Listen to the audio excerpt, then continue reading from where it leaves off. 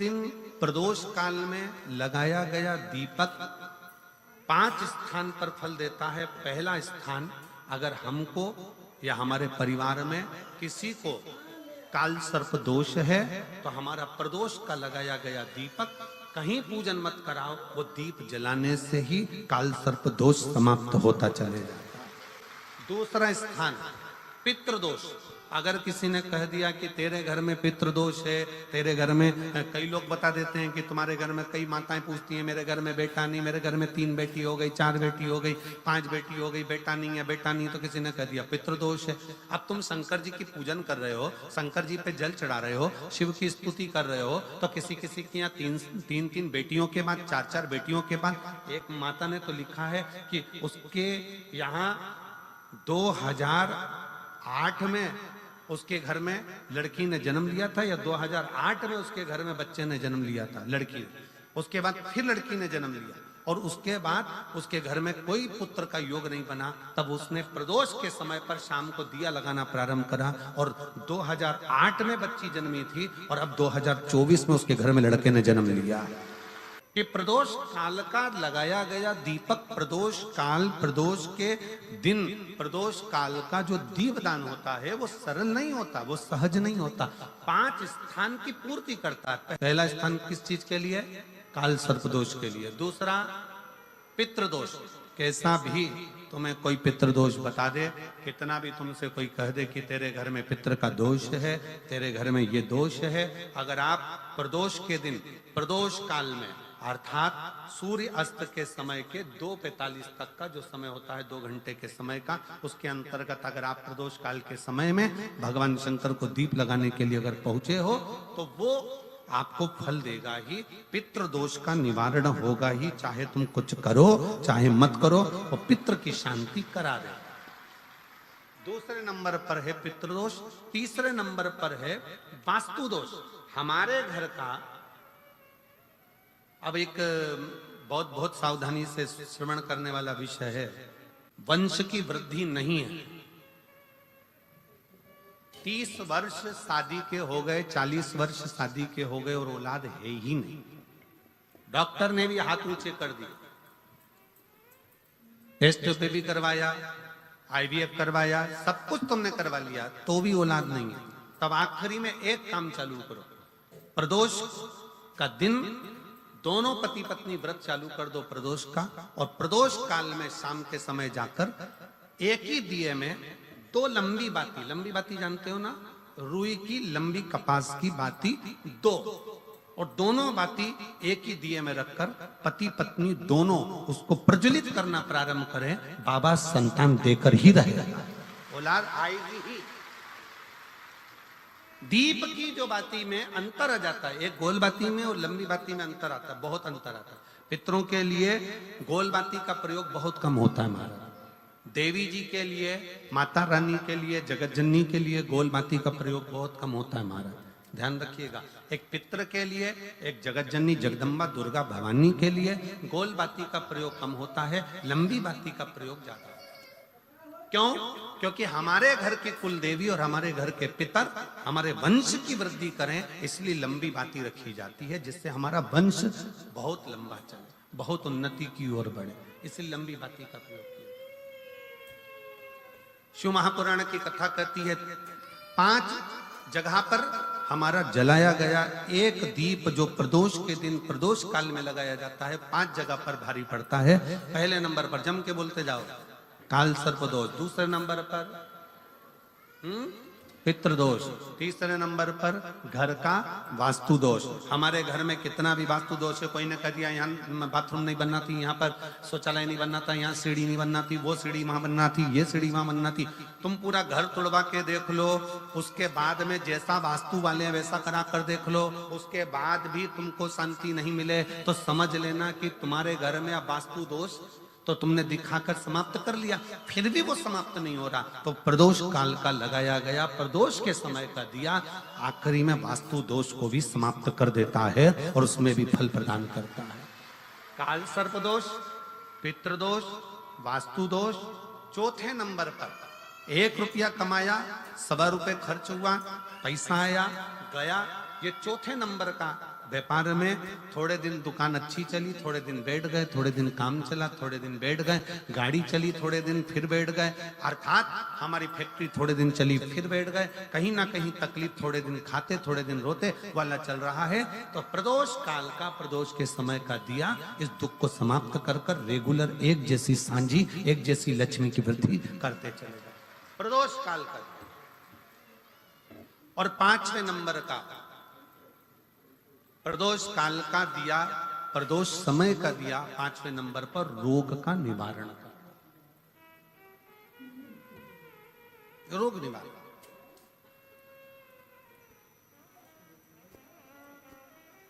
ये 5 स्थान जो बताए गए हैं प्रदोष काल के दिन, प्रदोष के दिन दीप प्रज्वलन के। प्रदोष व्रत का इतना महत्व है महाराज। ये प्रदोष व्रत होता क्या है? प्रदोष व्रत का महत्व क्या है? शिव महापुराण की कथा कहती है शंकर भगवान का प्रदोष का व्रत, अर्थात चंद्रदेव को जो क्षय रोग हो गया, बीमार पड़ गए, शरीर गलकर नीचे गिरने लगा, तब देव ऋषि नारद ने भगवान चंद्र को शंकर भगवान के पूजन का विधान बताया। और पूजन करते करते त्रयोदशी तिथि आ गई, जिस त्रयोदशी के दिन चंद्रदेव ने सुबह से शाम तक कुछ नहीं खाया। शाम के समय सूर्य अस्त के पहले चंद्रदेव ने स्नान किया, श्वेत वस्त्र धारण करे, और श्वेत वस्त्र धारण कर कर चंद्रदेव शंकर के शिवलिंग की पूजन करने बैठ गए।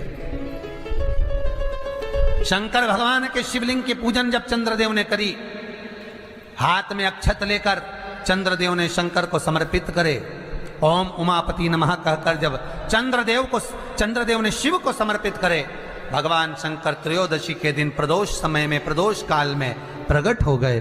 और प्रकट होकर बोले, ऐ चंद्र, तुमने आज मेरा अनुरोधन किया है, आज मेरा स्मरण किया है, जाओ आज त्रयोदशी के दिन प्रदोष काल में मैं तुम्हारे शरीर को स्वस्थ करता हूं। तब से ये प्रदोष व्रत प्रारंभ हुआ है महाराज। किसने करा है प्रदोष व्रत? भगवान विष्णु ने करा था। जब घोड़े का मुंह लगा, हयग्रीव अवतार, लक्ष्मी जी हंस दी थी तो घोड़े का मुंह भगवान विष्णु का लगा, तब भगवान विष्णु ने प्रदोष व्रत करा था। भगवान विष्णु प्रदोष व्रत 11, 26 अवश्य करना चाहिए, या तो 11 करो या 26 करो, करना चाहिए। प्रदोष कोई साधारण सा व्रत नहीं है, प्रदोष कोई निम्नता व्रत नहीं है, सहजता का। एक एक प्रदोष का महत्व शास्त्र वर्णन करता, शिव महापुराण कहती है एक एक प्रदोष का महत्व, एक एक प्रदोष। सोमवार की अगर प्रदोष पड़ती है, बहुत ध्यान से सुनना महाराज, सोमवार की प्रदोष पड़ती है तो शंकर भगवान कैलाश पर निवास करते हैं।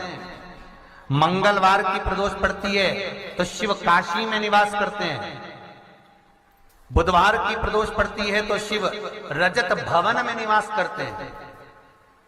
गुरुवार की प्रदोष पड़ती है तो शिव गंगा के स्थल पर निवास करते हैं। शुक्रवार की अगर प्रदोष पड़ती है तो शिव नीलकंठ पर विराजमान होते हैं। शनिवार की अगर प्रदोष पड़ती है तो शिव शमी के वृक्ष के नीचे रहते हैं। और रविवार की जब प्रदोष पड़ती है तो शिव बेलपत्र के पेड़ के नीचे निवास करते हैं।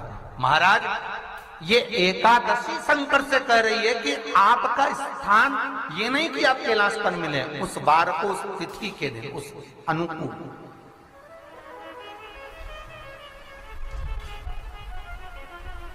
हमारे यहां कहते हैं सोमवार की जो प्रदोष पड़ती है वो इच्छा पूर्ति करती है, मंगलवार की प्रदोष रोग से मुक्ति देती है, बुधवार की प्रदोष कामना की पूर्ति करती है, गुरुवार की प्रदोष शत्रुओं का नाश करती है, शुक्रवार की प्रदोष सुख और शांति देती है, शनिवार की प्रदोष संतान का सुख देती है, और रविवार की प्रदोष जो काम दुनिया में कोई नहीं कर सकता वो अचूक फल की प्राप्ति रविवार की प्रदोष करा देती है। महाराज, ऐसी प्रदोषों का नियम वर्णन किया चाहिए। भगवान कहते ठीक है, तू थोड़ी देर खड़ी हो। एकादशी सम्मुख खड़ी हुई। पार्वती जी ने जिस अंगुष्ठ का जल पीने के लिए लिया था हाथ में, बस पीने ही वाली थी, शंकर भगवान ने वही हाथ में जल लेकर एकादशी के हाथ में उसको देकर कहा, ले, ये मेरे द्वारा निर्मित एक व्रत है जिसे त्रयोदशी के दिन तूने मांगा है, मैं तुझे देता हूं। आज इस व्रत का फल मैं तुझे प्रदान करता हूं। अब तू जिस जीवात्मा को लेकर जाएगी उसका पाप प्रबल नहीं होगा। किसी स्त्री, पुरुष, बालक, बुजुर्ग जो भी होगा जिसने प्रदोष का व्रत करा होगा, वो जीवात्मा को तू किसी फल की कामना से नहीं, स्वतः ही लेकर चली जाए। उसमें कोई कामना नहीं है। बन सके जीवन में 11 प्रदोष या 26 प्रदोष करने के बाद आप उसका उद्यापन कर कर विराम भी दे सकते। पर जीवन में एक बार प्रदोष का व्रत मौका मिले, जिस कामना से जिस दिन का भाव आपके मन में आए कि मुझे रोग से मुक्ति पाना है तो ये प्रदोष मुझे करना है, मैं रोग मुक्ति के लिए, हम मंगल, जो भी आपके मन में आ रहा है, संतान प्राप्ति के लिए शनिचरी प्रदोष, आप उसका स्मरण करें। फिर लिखा शिव महापुराण में, बड़ा सुंदर लिखा वेदव्यास जी ने, मान लो आप प्रदोष का तो नहीं कर सकते, आप अगर व्रत नहीं कर सकते तो प्रदोष के दिन, प्रदोष काल में शाम का समय, सूर्यास्त का कुछ पल, कुछ घड़ी के पहले से लेकर बाद तक का प्रदोष काल के अंतर्गत आप शंकर जी के मंदिर में जाकर 1 लोटा पानी, 5 बेलपत्र भी अगर समर्पित करते हैं तो संपूर्ण प्रदोष का फल आपके भाग्य में प्रबल हो जाए। शिव महापुराण में इसका लड़की को मंगल है, गुरुजी लड़के को मंगल है, क्या करा जाए? कुछ मत करो। प्रदोष के व्रतों में वर्णन किया गया है कि रवि का प्रदोष, भौम का प्रदोष, मंगल का प्रदोष, बुध का प्रदोष, गुरु का प्रदोष, शुक्र का प्रदोष, शनि का प्रदोष। जो प्रदोष पढ़ते हैं पूरे महीनों में, पूरे वर्ष में, मंगल का प्रदोष निकाल कर रख लो कि मंगल का प्रदोष इस दिन पड़ रहा है, मंगल की त्रयोदशी तिथि पड़ रही है, प्रदोष व्रत मंगलवार का पड़ रहा है। और जिन लड़का लड़की को मंगल होते हैं, जिन कन्या और वर को मंगल होते हैं, केवल शंकर भगवान के मंदिर में जाकर चौमुखी दिया, 4 बत्ती का दिया आटे का, उसमें घी डालकर लड़की शंकर भगवान के मंदिर में मात्र 7 बार शंकर पे से उतार कर, 3 बार स्वतः उतार कर शिव के मंदिर में रख देती है। उसका मंगल आड़े आता ही नहीं है, मंगल नहीं आता सामने। मंगल प्रदोष व्रत का इतना महत्व है महाराज। एक बात बहुत अच्छे से समझ लीजिए, जिसके घर में क्लेश होता हो, अशांति रहती हो, क्लेश रहता हो, या छोटी छोटी बात पर विवाद चालू हो जाता हो, या पति पत्नी में, परिवार में, सास बहू आदि कादिक में कहीं ना कहीं कुछ अगर विवाद रहता हो, ऐसा बेलपत्री की डंडी रहती है ना, बहुत ध्यान दीजिएगा महाराज। श्राद्ध पक्ष की कथा चल रही है, शिव महापुराण आज विराम की ओर है, ध्यान दीजिएगा। जैसे ये बेलपत्री की जो डंडी होती है, डंडी का जो भाग होता है बेलपत्री की, ऐसा बेलपत्री की 7 भाग ले लो, मतलब बेलपत्री 7 ले लीजिए। 7 बेलपत्र लेकर कच्चा जो सूत होता है ना, कच्चा सूत जो जानते हो पेड़ पौधे में माता लपेटती हैं, धागा जो होता है ना सफेद कलर का कच्चा धागा, जो बड़ में, पीपल में और आंवला आदि में लपेटा जाता है, कच्चा सूत, उसको शंकर भगवान और माता पार्वती का स्मरण कर कर नंदी के, जो नंदी होता है, नंदी के राइट भाग में, नंदी का एक पांव ऊंचा होता है, आपने देखा होगा आगे का पांव ऊंचा होता है, बैठते समय नंदी का एक पांव ऊंचा, एक पांव नीचे की ओर जाता है। तो नंदी का जहां पांव ऊंचा है उस ऊंचे पांव के पास में बैठना है। कच्चे सूत पर उस बेलपत्री के जो 7 गुच्छ हैं, 7 जो बेलपत्री के भाग हैं, 7 बेलपत्री हैं, उसको अपना नाम गोत्र स्मरण कर कर उस कच्चे सूत को लपेटना है। महाराज लाल कलर का चंदन उस बेलपत्री के पत्ते में जो अग्रभाग होता है, सबसे आगे का भाग, 7 में लाल चंदन लगाना है। महाराज उस चंदन को लगाकर आप प्रदोष के दिन, प्रदोष काल में शंकर भगवान को समर्पित अगर करते हैं तो जिस घर का गोत्र बोला है उस घर में कभी क्लेश नहीं हो सकता, उस शांति का अनुभव कर, उसमें क्लेश नहीं हो सकता। एक धागा होता है पक्का धागा, एक धागा होता है कच्चा धागा। बहुत ध्यान दीजिएगा महाराज, पक्के धागे से नहीं लपेटना सफेद। कच्चा जो धागा पीपल में, बड़ में या आंवला आदि में जो हम लोग लपेटते हैं पूजन करते समय, वो कच्चा धागा। और एक बात और आपको कहने, ध्यान दीजिएगा, अगर मान लो किसी पति पत्नी का तलाक तक की नौबत हो गई और तलाक नहीं कराना है, आपस में वापिस प्रेम बढ़ जाए, छोरी वापिस घर में रहे, बेटा उसको रखे, बहू रहे, आपस में प्रेम बढ़े, वो भले मायके चली गई हो, वो भले लड़का छोड़कर चले गया हो, अकेली रह रही हो और चाहती है कि मैं पति के साथ रहना है, तलाक नहीं होना चाहिए, हम दोनों में प्रेम रहे, वो संभाले मेरे को भी और मैं भी आदर करूं, वो भी आदर करे। तो मेरा निवेदन है, कच्चा जो सूत होता है, कच्चा जो धागा होता है, नंदी के ठीक पीछे बैठकर कोई साथ में आपके परिवार का कोई व्यक्ति चले जाए और हस्तकमल को, जिसको अपने परिवार में वापिस रहना है, उस स्त्री हो या पुरुष हो, दोनों में से कोई भी नंदी के पीछे बैठकर सोमवार की जिस दिन अष्टमी पड़े उस दिन नंदी के पीछे बैठकर हाथ को ऐसा बंद करना है, हाथ में एक बेलपत्री रखना है सीधी सीधी, बंद कर कर 7 बार उस हाथ पर कच्चा सूत लपेट देना है, उस सूत को वापस निकाल लेना है। बेलपत्री के साथ, बेलपत्री के साथ में, और बेलपत्री को तो अपने पास में रखना। सबसे पहले माता पार्वती का जो हस्तकमल ऐसा होता है शिव मंदिर में, उस हस्तकमल में वो सूत जो आपके हाथ से निकला है वो उसमें डाल देना है, माँ जगत जननी से प्रार्थना कर कर, और जो बेलपत्री आपने संबंध को जोड़ने के लिए अपने हाथ में ली है वो शंकर भगवान के कटी भाग में, फिर निवेदन करूंगा कटी भाग को समझ लीजिए। ये शिवलिंग रखा है, जहां पर शंकर भगवान का शिवलिंग, माता पार्वती जी के हस्त कमल पर जो शिवलिंग रखा है, ये भाग कटी भाग कहलाता है। इस जगह पर जहां शंकर और पार्वती का मिलन हुआ है, उस जगह पर उस बेलपत्री को रख देना है। महाराज ज्यादा से ज्यादा 3-4 महीने लगते हैं, दोनों में वापिस प्रेम बढ़ जाता है, दोनों एक हो जाते हैं। तलाक तक बात चल भी रही हो तो तलाक समाप्त हो जाता है, प्रेम, करुणा, आसक्ति, स्नेह बढ़ जाता है। संबंध टूटने की कतार पर एक बार माता पार्वती को समर्पित तो करो अपना संबंध कि मां अब तुझे नहीं भाना। माना मैंने अपशब्द कह दिया होगा, माना मेरी गलती होगी, थोड़ी गलती उनकी भी होगी, पर दोनों की गलती है मां, अब इस संबंध को तुझे निभाना। जब कच्चा सूत माता के हाथ में रखो तब माता को विनती करना, इस संबंध की डोरी अब तेरे को दे दी, दीन बंधु दीनानाथ मेरी डोरी तेरे।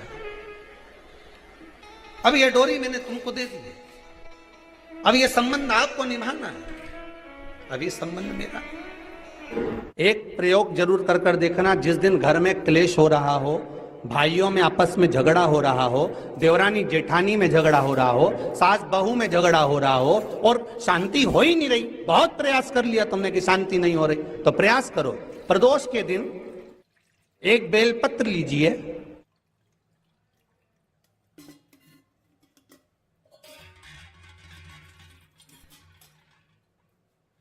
प्रदोष के दिन बेलपत्र लेकर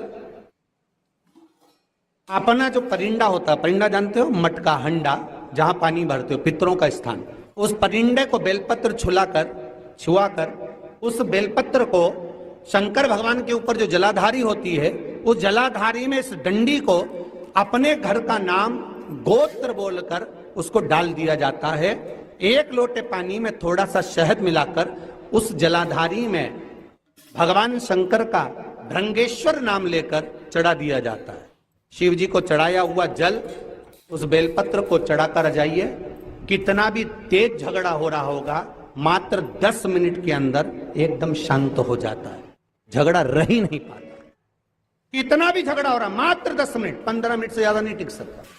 पत्र खाओगे शंकर जी के मंदिर की तो मुख में जीवान छार छार हो जाती है। बोलो सही है कि गलत?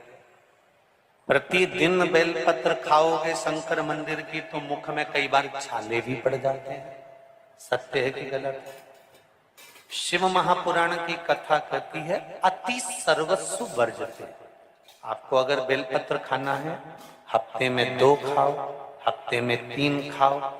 मुंह में अगर छार छार हो रहा है, छाले पड़ रहे हैं, तो बेलपत्र को, शिवजी की चढ़ी हुई बेलपत्र को सुखाकर चूरा बनाकर इतनी सी चुटकी भर खा लिए, पानी पी लिया।